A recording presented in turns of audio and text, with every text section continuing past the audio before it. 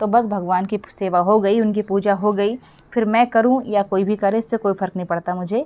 जब भी हम किसी के लिए अच्छा सोचते हैं ना, तो हमारा अच्छा होना अपने आप ही शुरू हो जाता है। और पत्ता गोभी काटते टाइम हमको बहुत टाइम लग जाता है, तो मैं आपको बताती हूँ एक ट्रिक जिससे आप 1 मिनट में ढेर सारा पत्ता गोभी काट पाएंगे। बस निकल गए थे चंद्रदेव, मैंने करी इनकी पूजा। नमस्ते दोस्तों, welcome back to my channel simple recipes and blogging. कैसे हैं आप सब? आई होप सब बहुत अच्छे होंगे, एकदम बढ़िया होंगे।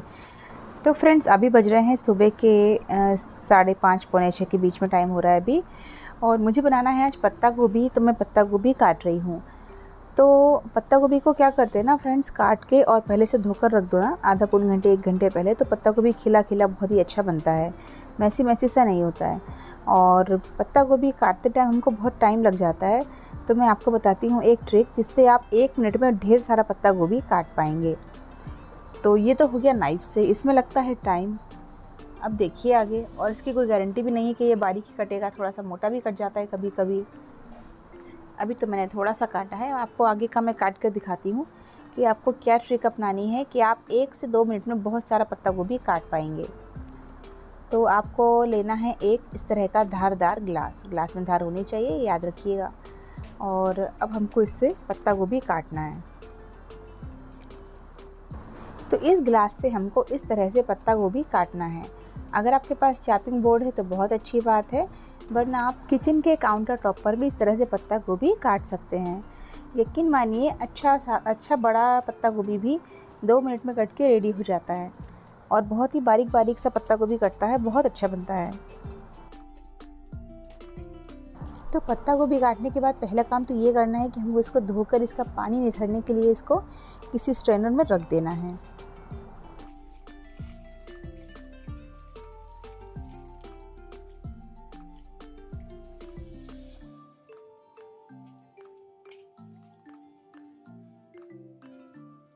अब इसका जो पानी है, इसी में हमको काट लेना है आलू।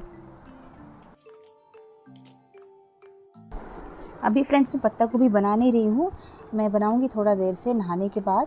अभी तो मैं सिर्फ रेडी करके रख रही हूँ सब्ज़ी। इससे 2 फ़ायदे होते हैं, एक तो हमारा बहुत बड़ा काम निपट जाता है सब्ज़ी काटने का, और दूसरा सब्ज़ी वगैरह काटने में जो कचरा होता है ना, वो भी साथ में झाड़ू पोछे के साफ़ हो जाता है। और मैं यहाँ भिगो रही हूँ अभी साबूदाना, क्योंकि चतुर्थी है, मेरा हो जाता है रात तक बीपी लो। चंद्रमा का टाइम है 10 बजे का, तो 10:30 के पहले तो पूजा नहीं हो पाएगी, 10:30 पौने 11 बज जाएंगे।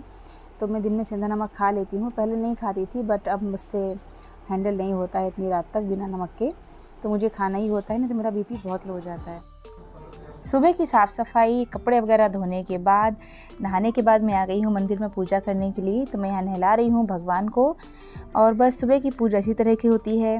भगवान को नहलाना, चंदन लगाना, जो पाठ में डेली करती हूँ वो पाठ करना। कभी मैं नहीं करती हूँ, जैसे मैं किसी काम में बिज़ी हूँ तो मम्मी कर लेती हैं, मैं इतना लोड नहीं लेती। मन में होना चाहिए भगवान के प्रति श्रद्धा। अगर मम्मी पूजा कर लेती हैं तो बस भगवान की सेवा हो गई, उनकी पूजा हो गई। फिर मैं करूं या कोई भी करे, इससे कोई फ़र्क नहीं पड़ता मुझे। हाँ, भगवान की साफ़ सफाई अच्छे से हो जानी चाहिए, उनकी पूजा आरती वगैरह नियम से हो जानी चाहिए। हाँ, मेरा कोई व्रत है, कोई ख़ास पूजा है, तो वो मैं बहुत अच्छे से विधि विधान से करती हूँ। बाकी डेली की पूजा का मुझे ऐसा कुछ नहीं है कि मैं खुद अपने हाथ से करूँ, जब भी पूजा मानी जाएगी, जब भी मेरी पूजा लगेगी। पूजा कोई भी करे, घर में मिलजुल कर प्रेम से, अच्छे से, हंसी खुशी से रहना बहुत इम्पॉर्टेंट होता है। तो बस वही मेरे लिए बहुत बड़ी चीज़ है। सिर्फ भगवान की पूजा आरती करना ही पूजा नहीं होता है, अपना काम अच्छे से करना और लोगों के प्रति मन में प्रेम रखना, और जब तक हमसे बन सके दूसरों की मदद करना, उनका नुकसान ना करना, दूसरों के प्रति मन में छल कपट ना रखना, ये बहुत बड़ी पूजा होती है। अगर यही लोग करें ना, तो ये सब पूजा से बड़ी चीज़ें हैं। I am the big fan of law of attraction, तो मेरा यही मानना है, और मैंने ये महसूस भी किया है। जब भी हम किसी के लिए अच्छा सोचते हैं ना, तो हमारा अच्छा होना अपने आप ही शुरू हो जाता है। थोड़ा बहुत कठिनाइयाँ सभी के जीवन में होती हैं, सभी लोग परेशान होते हैं कि आज ऐसा हो गया, कल वैसा हो गया, सब कुछ ग्रह दशाओं के कारण होता है। लेकिन उन ग्रह दशाओं को हम तभी सुधार सकते हैं जब हम अपने कर्म अच्छे रखें। अगर हम लोगों के साथ अच्छा व्यवहार करेंगे, तो उसके बदले में हमारे साथ अच्छा होना अपने आप ही शुरू हो जाएगा। अगर आपका भी यही मानना है तो मुझे कमेंट बॉक्स में ज़रूर लिख कर बताइएगा। तो बस अब मैं ये पूजा पूरी करूँगी अच्छे से, उसके बाद चलेंगे किचन में, किचन के काम निपटा लेंगे।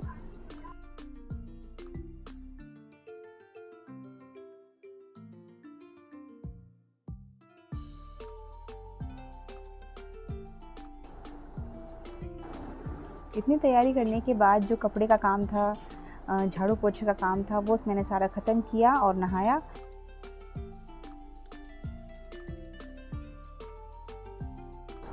और नहाने के बाद सबसे पहले मैंने रखी दाल उबलने के लिए, ताकि दाल उबल जाएगी तो दाल फ्राई हो जाएगी। और जब तक दाल बॉईल हुई मैंने कुछ दूसरे काम निपटाए। पूजा हो गई इस बीच में। सुबह के चाय के कप प्लेट वगैरह थे वो मैंने वॉश कर लिए। और अभी मैंने रख दी है कढ़ाई गर्म होने के लिए सब्ज़ी के लिए। तो कढ़ाई में ऑयल डालने के बाद मैंने इसमें डाल दिया है बारीक कटे हुए लहसुन, राई, और इनके स्प्लिटर होने के बाद मैंने डाली है प्याज और हरी मिर्च। और जब ये सभी चीज़ें अच्छे से भुन जाएंगी, अब मैं इसमें डाल रही हूँ हल्दी पाउडर। और एक बड़े साइज़ का टमाटर मैंने पीस लिया है मिक्सर के जार में, तो वो भी मैं इसमें ऐड कर दूँगी। एक बार आप इस तरीके से पत्ता गोभी बनाकर देखिएगा, बहुत ही खिला खिला और टेस्टी पत्ता गोभी बनेगा आपका। पत्ता गोभी एकदम पनीला पनीला सा हो जाता है ना बनाते बनाते, तो ऐसा नहीं होगा। इस तरीके से आप बनाएंगे तो बहुत ही अच्छा पत्ता गोभी बनेगा आपका। तो हल्दी डालने के बाद मैंने ऐड कर दिया है धनिया, मिर्ची और टमाटर डाल दिया है। और मसाले को थोड़ा सा भूनने के बाद अब इसमें ऐड कर दूंगी आलू। और उसके बाद मैंने डाल दिया नमक। तो जितना नमक मुझे सब्ज़ी में डालना है मैंने थोड़ा सा ही कम डाला है, क्योंकि आलू के हिसाब से थोड़ा सा ज़्यादा ही डाल दिया है। और पत्ता गोभी जब मैं ऐड करूँगी तो उसके हिसाब से ऊपर से थोड़ा सा नमक और डालूँगी। तो बस मैं अब डालूँगी पत्ता गोभी और मिक्स करते जाऊँगी धीरे धीरे। तो पत्ता गोभी मैंने डाल के मिक्स कर दिया है जितना हो सका, और बाकी मैं ऊपर से डाल के इसमें थोड़ा सा नमक डाल के इसको ढक दूँगी, क्योंकि यह पत्ता गोभी डाल के मिक्स करने की जगह भी नहीं है। डालने के बाद पत्ता गोभी थोड़ा सा पचक जाएगा तो वो कढ़ाई में अच्छे से चलाते बनेगा। तो बस ढक कर पकाते हुए इस तरह से हमारी सब्ज़ी बनके तैयार है। बिल्कुल अच्छे से पक चुकी है, आलू भी पक चुके हैं, और ये देखिए एकदम खिली खिली बहुत ही बढ़िया सब्ज़ी बनी है। तो बस लास्ट में इसमें डालेंगे थोड़ा सा गरम मसाला, और यहाँ हमारी बहुत ही टेस्टी वाली दाल भी बनके तैयार है।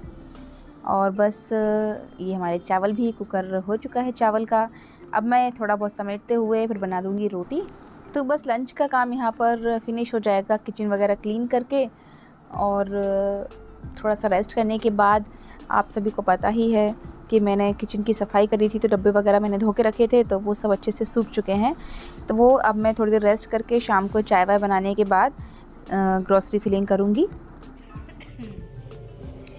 सुबह के काम के बाद हो गया है थोड़ा सा रेस्ट, क्योंकि कितना भी काम हो अगर हम बीच में थोड़ा सा आराम कर लेते हैं ना तो एनर्जी वापस आ जाती है। वैसे भी अभी मैंने कुछ दिनों पहले पेपर में पढ़ा था कि अगर हम 15-20 मिनट का या आधे घंटे का रेस्ट कर लेते हैं, थोड़ी सी एक झपकी ले लेते हैं ना दिन में, तो हमारा जो ब्रेन है ना वो 100% फिर से काम करने लगता है। और अगर थके हैं, काम करते जा रहे हैं तो इस तरीके से ना हमारा काम ठीक से होता है और हमको थकावट अलग लगती है।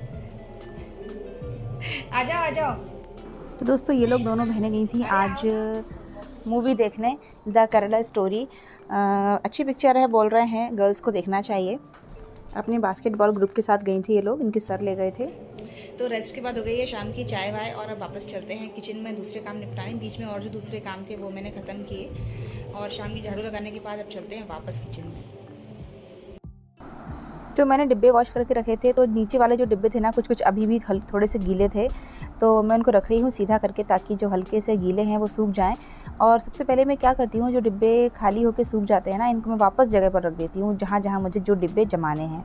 और फिर उस हिसाब से मैं सामान भर देती हूँ कि जो सामान मुझे डेली लगता है वो मैं ऊपर सामने ही रख देती हूँ। जो कभी कभी लगता है उनको मैं नीचे रख देती हूँ, ताकि मुझे बार बार झुकना उठाना ना पड़े, क्योंकि बार बार बैठो उठो तो हमको ही परेशानी होती है, थकावट वगैरह ज़्यादा होती है। तो जो सामान मुझे दिन भर लगता है, डेली लगता है, वो मैं ऊपर ही रखती हूँ सामने। अब वैसे तो बच्चियाँ मूवी गई थी, तो पानी बताशे, तो कहीं पॉपकॉर्न, तो कहीं आइसक्रीम वगैरह खाकर आई थी, लेकिन घर आकर बोली मम्मा थोड़ी सी छोटी वाली भूख लगी है, क्योंकि ये लोग खाना खाकर नहीं गई थी, सिर्फ ब्रेकफास्ट करके ही गई थी। तो उनके लिए मैं फ्राई कर रही हूँ थोड़े से राइस। तो बिल्कुल लाइट से फ्राई करती हूँ, ऑयल में हल्का सा ज़ीरा, प्याज, हरी मिर्च, हल्दी और थोड़ी सी लाल मिर्च और नमक, बस इतना ही डालती हूँ।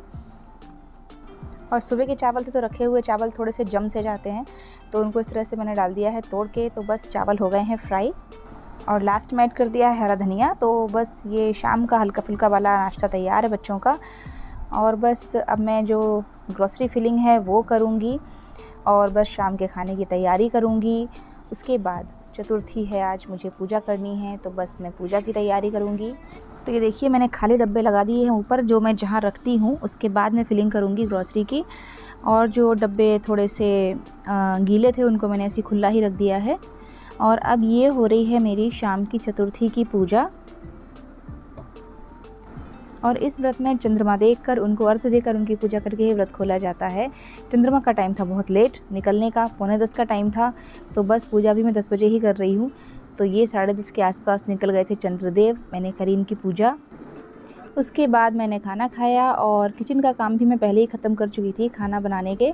तो ये मेरे डिब्बे सारे भर चुके हैं, मैंने ग्रॉसरी पूरी फिलिंग कर दी है। और जो बचा हुआ सामान होता है या जो पैकेट्स हैं वो मैं कैसे रखती हूँ वो मैं आपको दिखाऊंगी कभी किसी और वीडियो में। इस वीडियो में बस इतना ही। अगर आपको वीडियो थोड़ा भी पसंद आया है, वीडियो में कुछ भी अच्छा लगा है, तो प्लीज़ लाइक शेयर सब्सक्राइब ज़रूर कीजिएगा। फिर मिलते हैं नेक्स्ट वीडियो में। Till then bye bye and take care.